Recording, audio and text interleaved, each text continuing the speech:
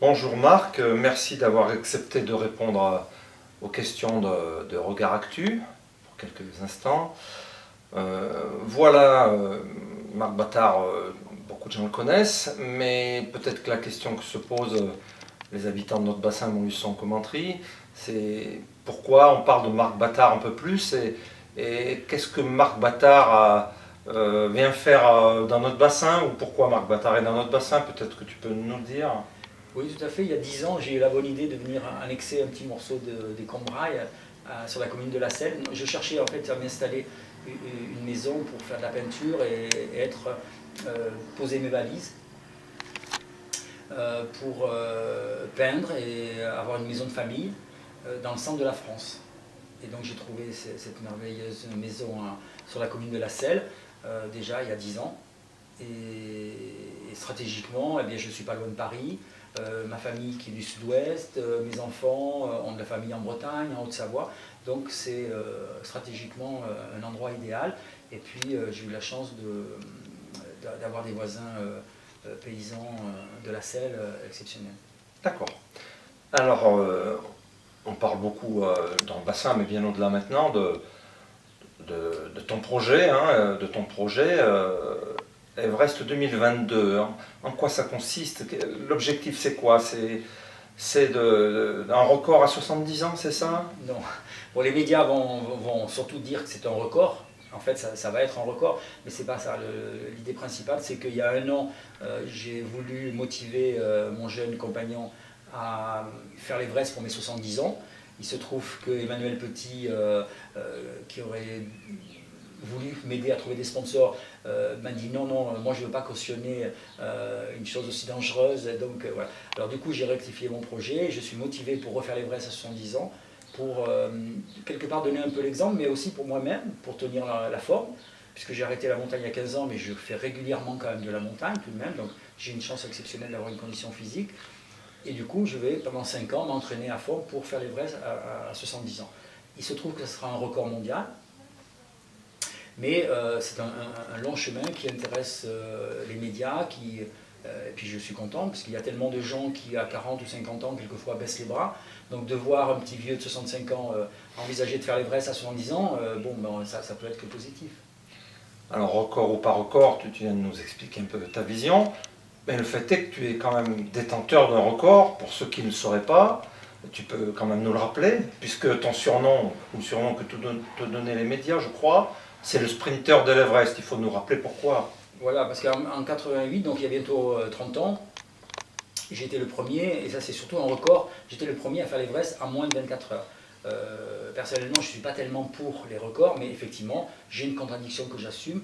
Mais le jour où j'ai découvert, en plus c'était grâce à une expédition auvergnate, où j'étais le chef d'expédition, c'était le Delaguéry, donc un sommet de 8000 mètres en Népal, où j'avais amené des Auvergnats, avec le soutien de la caisse d'épargne de Clermont-Ferrand, sur un 8000, et c'est lors de cette ascension, très difficile, c'était un hiver sur un 8000 mètres, eh bien, où j'avais découvert que je pouvais devenir le premier homme à faire l'Everest en un jour.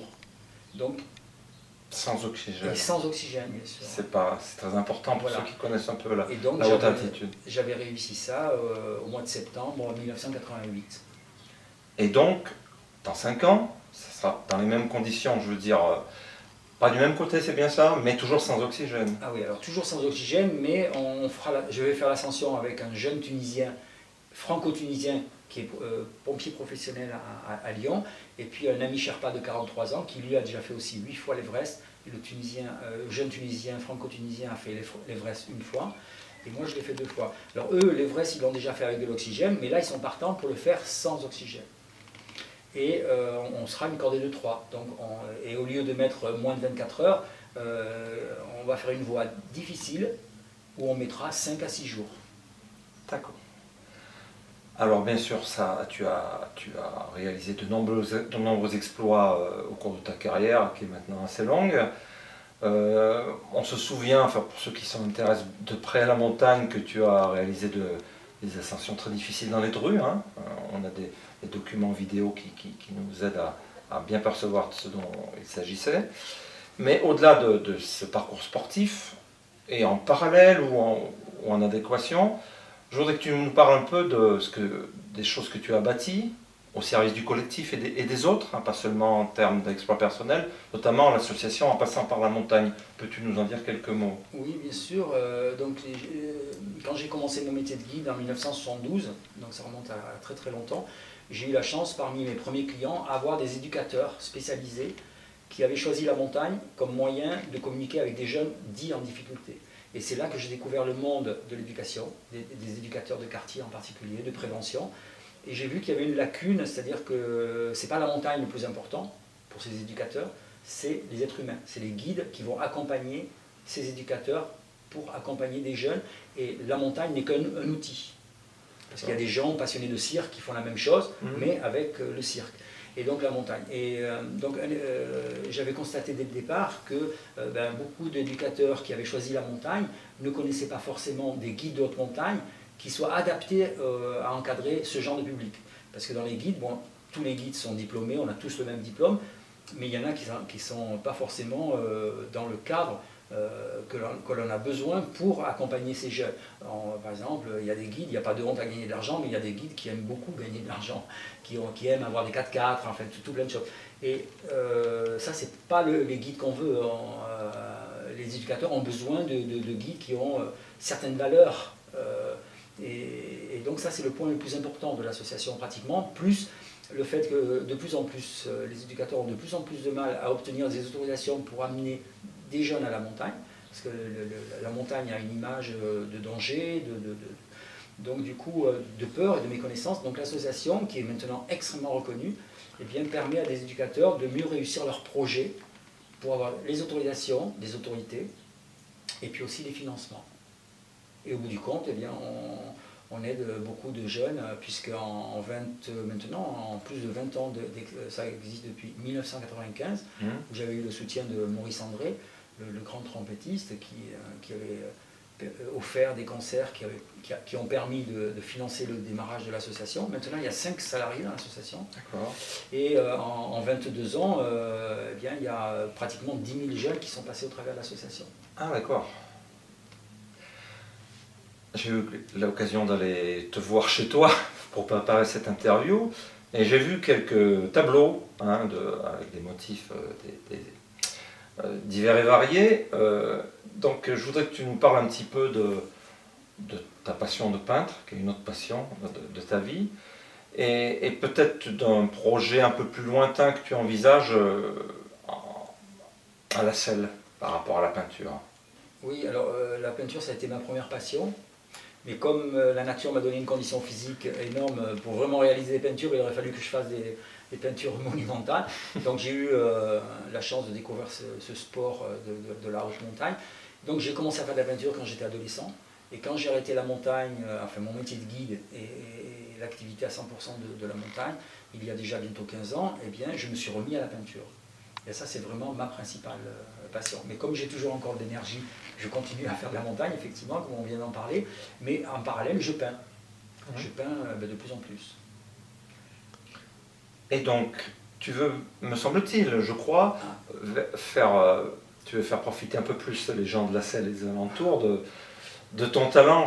Oui, alors dans ma maison à la Selle, j'aurai un grand atelier dans le grenier, où je pourrais faire des grandes toiles, parce que j'envisage de faire après des grands sujets de composition humaine, puisque pour l'instant je peins surtout des paysages ou des portraits, mais je fais quand même des formats relativement petits.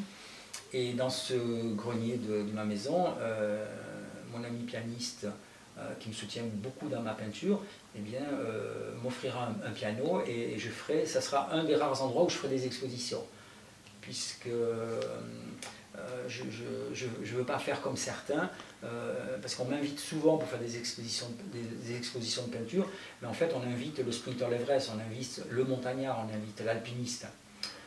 Et ça, je ne suis pas en accord avec ça. Tu veux que tu sois reconnu en tant que peintre, c'est ça? Oui, et puis si je ne suis pas reconnu, c'est pas grave, je peins pour moi.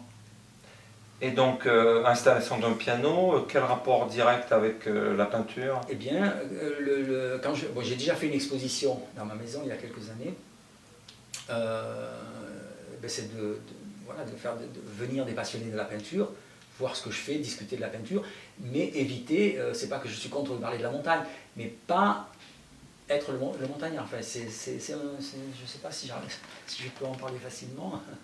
Ah, mais si, c'est bien clair, il me semble. Ouais. Non, mais je parlais du piano. Mais le piano, le rapport, c'est que mon ami pianiste est très passionné par ce que je fais en peinture, donc il me soutient.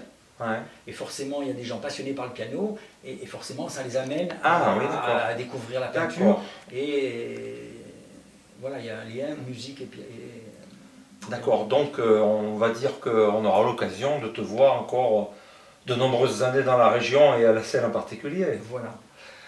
Bien, bien, merci.